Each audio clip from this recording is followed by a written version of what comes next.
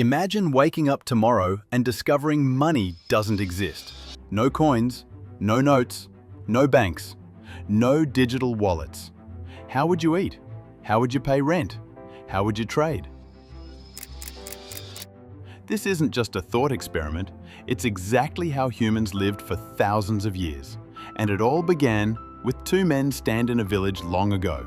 One is a skilled hunter, but his tools are weak. The other can craft weapons, but he has no food. How can they both survive?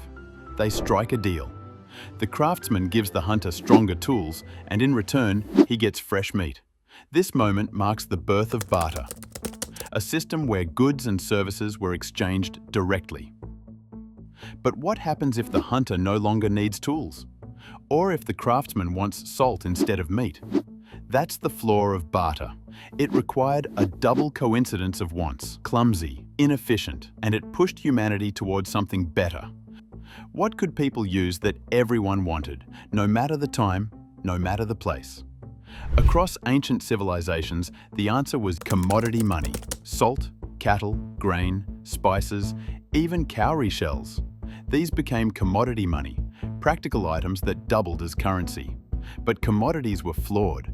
Grain spoiled. Cattle demanded care. Shells varied in quality. Storing and transporting them was costly. So people searched for something more durable, more reliable, and more valuable. The answer was precious metals. How do you trade with something that won't rot, die, or lose its shine? Gold, silver, and copper became the backbone of trade. Egyptians buried gold with their pharaohs. Mesopotamians weighed silver for transactions. Metals became both money and symbols of power. But there was a catch. Merchants had to weigh and test metals every time. Fraud, impurities, and slow deals made trade frustrating. The solution? A standardized form of money. Not just raw metal, but something stamped with trust. What if you could skip weighing and testing and carry money already guaranteed in value? Around 600 BCE in Lydia, the first stamped coins appeared. Small discs of electrum marked with an official seal. For the first time, money carried trust from an authority. No weighing, no questioning. The stamp itself was the guarantee.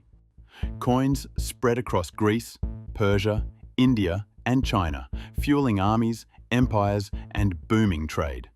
But as trade expanded across continents, carrying sacks of coins became heavy and dangerous. What happens when your coins are too heavy to move across mountains, deserts, and seas? In 7th century China, merchants created paper notes, promises of value backed by reserves of metal. By the Song dynasty, the government printed the world's first official currency. But paper brought new risks. Notes could be forged.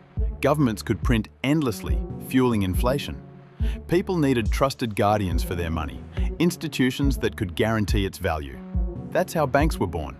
In Renaissance Italy, the Medici family pioneered modern banking. By the 1600s, the Bank of England issued banknotes backed by gold. Banks became engines of exploration, empires, and revolutions. But as trade spanned the globe, moving physical notes across oceans was still slow and risky. The world needed something faster, safer, and borderless. Technology delivered the answer: electronic money. How did money jump from paper in our hands to numbers on a screen? In the 20th century, money entered wires and machines. Telegraphs enabled wire transfers. The 1950s gave us credit cards. The 1990s unleashed online banking and e-commerce. And today, digital wallets and cryptocurrencies redefine money itself. But digital money isn't perfect. Hacking, volatility, and questions of trust still haunt it. The story of money isn't finished.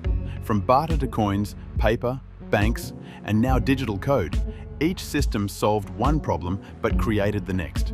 And as blockchain, AI, and global digital currencies emerge, one truth remains: trade is not just exchange, it is the lifeblood of civilization.